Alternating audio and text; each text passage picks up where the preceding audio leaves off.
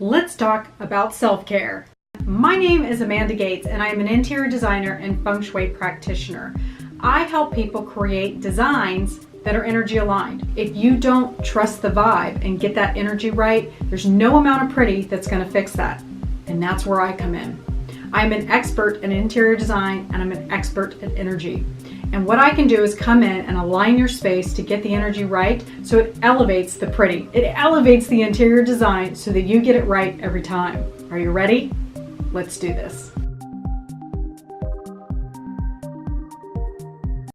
Self-care is quickly becoming a massive buzzword in media. We're hearing it everywhere. It's all over online. You're seeing it on blogs. You're seeing people talk about it. It's in newspapers. It's really starting to become a new buzzword, just like mindfulness and meditation. Why is that? It's because in our culture, we have been led to believe that in order to be productive, we have to be busy, busy, busy. We have to constantly be doing. We have to have a full calendar. We have to be pushing ahead like crazy people and not really stopping long enough to take care of ourselves, to have downtime. Just like in nature, we are not meant to bloom all year long. We're meant to have a winter. So what does that mean exactly?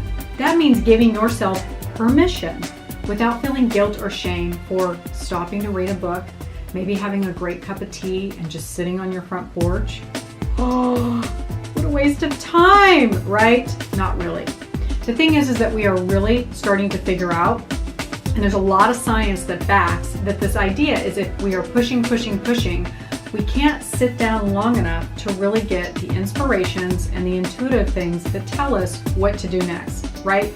If we don't sit in that intuitive soup, then we're constantly looking for external things to tell us what the hell to do. All of the answers that we need are within us. But we're not tuning in to figure that out because we're too damn busy to see the forest for the trees. So I'm so excited to share these two interviews that I've done with Toby Fairley and also Jordan Pagan. Toby is a fantastic, world-renowned interior designer that I've known for many years, but what makes Toby so special and sets her apart from other interior designers that I know in the business is that she is a champion for self-care practice. In fact, the day that I had asked her to do the interview, she actually said, "I'm so sorry, I actually have a Bible study that morning, so can we look at another day?" I loved that she turned me down for something that was important to her.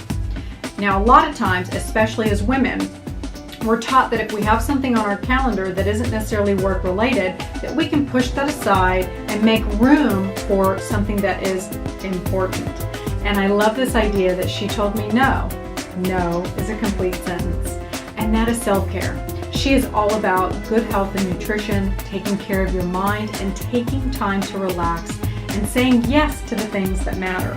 I recently got this article, and it's oddly enough it's from Weight Watchers, but I really wanted to share this with you because I think it's so imperative for us to hear. This is actually from, like I said, I found it in a Weight Watchers catalog, and it's written by Teresa DeMasi, and she is the editor-in-chief. And I want you to really listen to what she is saying. She recently visited the WW New York office for an inspiring talk by author Lane S. Thomas. Every day, the world will drag you by the hand, yelling, "This is important. No, no, no, no, no, no. This is important. No, no, no. This is important." And each day, it's up to you to pull your hand back, put it on your heart, and say, "No, this is what's important to me." Her advice: put your devices away. No memorial will ever say in the eulogy, "Jane was so amazing. She completed all of her emails every night before she died." Think about that. Right now, this very minute, what is most important to you? And what is cultivating yourself? Another person that I have added on this month with Toby and combined with Toby is Jordan Pagan. She is an expert at self-care, and that is why I have added her to the roster, because I really want more people to get this idea in their head that it's okay to say, "No, this is what's important." Jordan owns Astera Apothecary in Brooklyn, New York. And she helps bring equilibrium back to the things that matter most. Living a high-stress life all the time taxes your parasympathetic nervous system and your internal organs. Without self-awareness, you're driving your Ferrari at 100 miles an hour and expecting it to drive optimally all the time.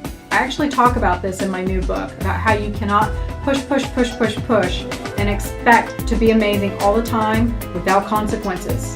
Because if you behave in that way, we are not built to drive our Ferrari in that manner and have an optimal machine.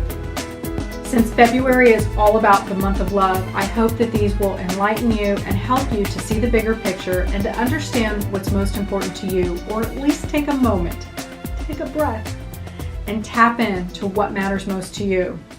Because remember, if you don't take care of yourself, you are not capable of taking care of others. You may think that you're doing a good job of it, but if you're only giving them 25% because you're not sleeping well and you're exhausted and you're not cognitively your best, along with not eating right and doing the exercises that you should be and getting outside and tapping into nature, you're not operating at your optimal self. So remember that your body is a temple, it's a Ferrari. So treat it accordingly. Be kind to it, be empathetic, and show it compassion so that you can give those same things to others.